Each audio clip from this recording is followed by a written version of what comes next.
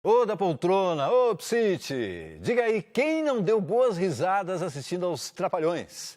Agora, eles são tema de um livro, já mostro para vocês aqui, que cobre a trajetória do quarteto na tela grande, se chama O Cinema dos Trapalhões, por quem fez e por quem viu. E o autor está aqui no Metrópolis. Boa noite, Rafael Spaca. Boa noite, é um prazer estar aqui. Seja muito bem-vindo. Vamos falar sobre o livro, que deve ter dado um trabalho tremendo, porque são mais de 100 entrevistas que você fez, é isso? Na verdade, são 132 entrevistas com técnicos a artistas, né? E consumiu 4 anos de pesquisa. Então foi um trabalho bem... Até os estagiários você entrevistou. Até estagiário consegui. Acredita? Figurante. Vivos estagiários. Figurante. Tudo. Você entrevistou todo mundo. Porque a minha ideia era ter uma visão plural do cinema dos Trapalhões. Ficar só na visão do artista, eu acho que ia ser uma visão artística do cinema produzido pelos Trapalhões. E a percepção que os técnicos têm daquela máquina toda que o cinema dos Trapalhões produziu, porque foi uma indústria de cinema, também enriqueceria a pesquisa. Então foi muito legal ouvir contra-regra, figurante, dublê, eletricista e por aí vai. Agora, o primeiro filme, eu não sei se foi o primeiro filme que você viu na sua vida também, dos Trapalhões. O primeiro filme dos Trapalhões foi o primeiro filme que você viu na vida? Foi.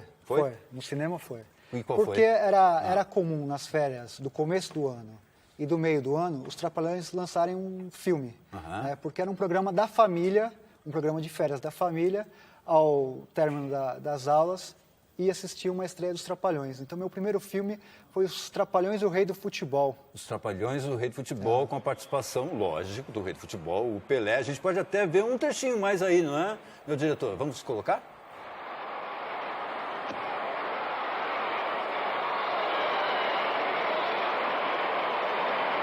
Quanto tempo falta? 4 minutos. 4 minutos?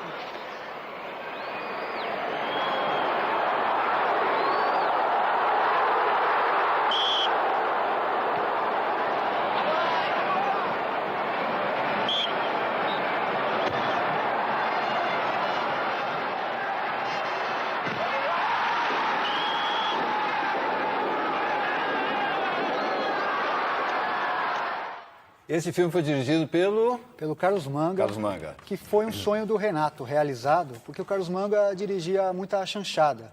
E o Renato Aragão é fã de Oscarito. Claro. Então ele queria ter o diretor que dirigiu o Oscarito, um dia dirigir ele. Ele realizou esse sonho com Os Trapalhões e o Rei do Futebol. Quantos filmes os Trapalhões fizeram com o nome Os Trapalhões? Foram mais de 30. Mais de 30? Quarteto oficial, os 4. Ah.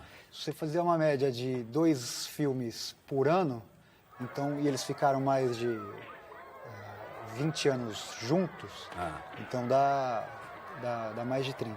O diretor, não sei se você concorda ou se é uma coisa que as pessoas todas dizem, que o J.B. Tanco foi um mentor, foi um diretor muito importante na carreira deles. Foi. O J.B. Tanco, croata, ele dirigiu um monte de chanchada e criou um conceito super importante, iconoclasta. Fazia paródia com os filmes, com a literatura universal. Ele brincava com os cânones do cinema. Eles fizeram os Trapalhões uns iconoclastas do cinema nacional. Sim. Essas imagens que nós estamos vendo aí é de um filme dirigido pelo J.B. Tanco, de 77, que é Nas Minas do Rei Salomão. E só depois que J.B. Tanco morreu, que o diretor assistente era o Alvarenga. Isso, José Alvarenga Júnior, que criou um outro conceito nos Trapalhões. Foi ele que acreditou que o Didi, que sempre se apaixonava pela mocinha dos filmes, e no final não ficava com a mocinha, podia se apaixonar e o público aceitar. Então, a partir do casamento dos Trapalhões, é a primeira vez que o Renato Aragão casa e fica com a mocinha do filme. Oh, que legal, que interessante isso. Deu uma virada no conceito dos Trapalhões. Vamos mostrar aqui algumas fotos, porque você conseguiu, do acervo das pessoas que você entrevistou, fotos que são fotos raras, né? Nunca antes publicadas, porque pertencem exatamente ao acervo dessas pessoas, não é isso? Aqui tem algumas que nós estamos mostrando.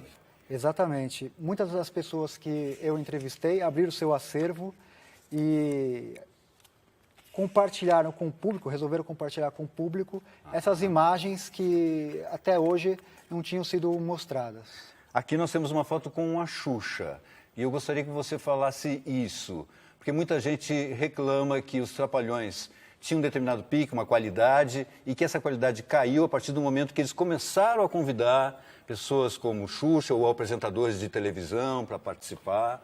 É verdade. Na verdade, eles tentaram renovar o público, e a reboque do sucesso da Xuxa, do Grupo Dominó, até mesmo o Gugu participou de muitos dos filmes dele.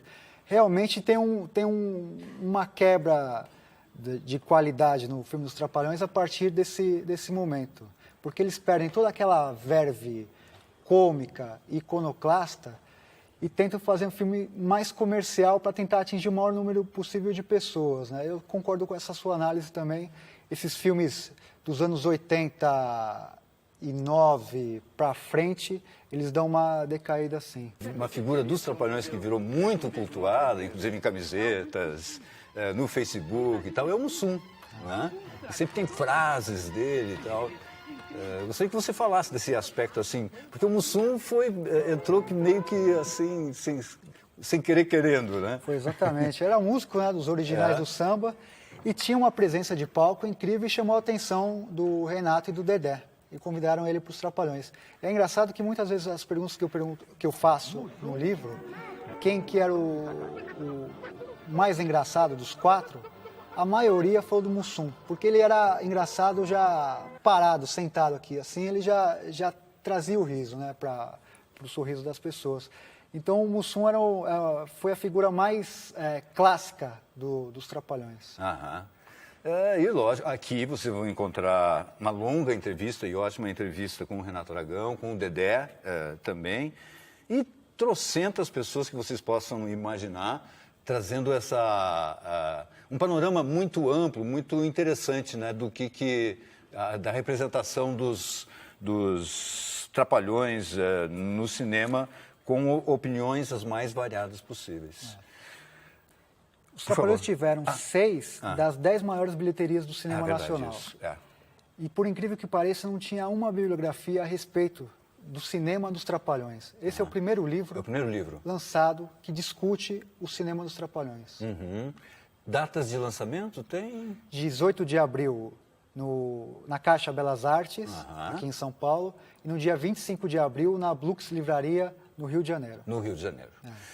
Muito obrigado pela sua presença, parabéns pelo seu trabalho, pelo fôlego do seu trabalho. Obrigado. E volte outras vezes. Um convite de a gente, porque o SPACA também é curador de exposições e a gente já fez até exposições muito bacanas com a curadoria. Eu